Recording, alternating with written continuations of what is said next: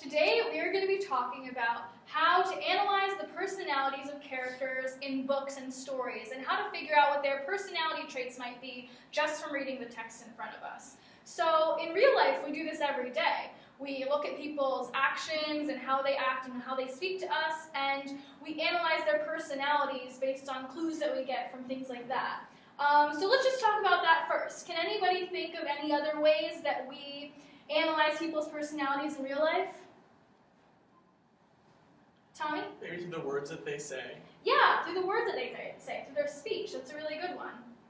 Shreya? Their body language? Yes, their body language, how they react to us, and maybe their facial expressions. So these are some of the ways that we analyze people in real life, but books are a little bit different. We don't necessarily always have access to all these things in books. For example, unless the author tells us so, we don't necessarily know what their body language is because we can't see them.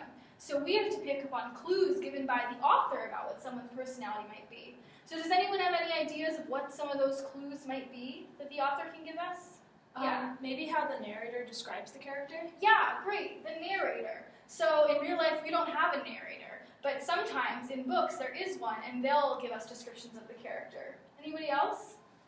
Tommy? Maybe the thoughts that go inside in their head.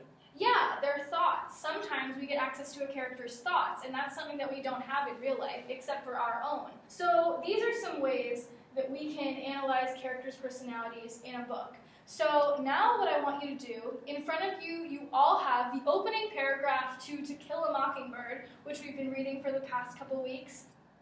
And the opening paragraph is where Scout describes her brother Jem.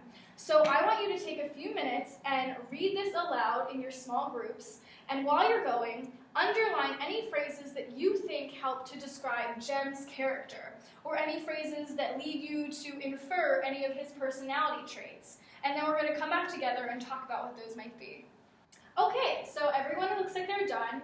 So what phrases did we come up with, and what personality traits do they think they might point out about Jem?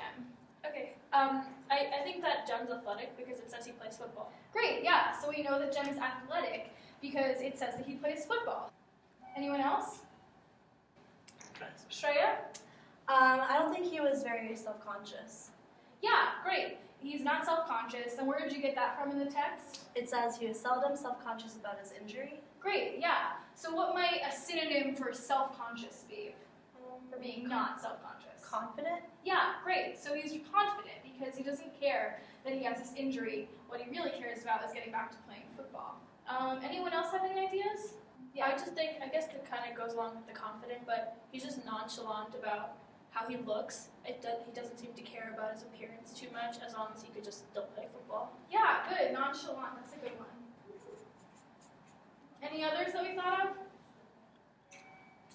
I know one that I thought of while reading this was that he's very strong-willed because all he wants to do is get back to playing football and really doesn't care about anything else. So maybe you could even say that he's single-minded and that his single focus in this case is football.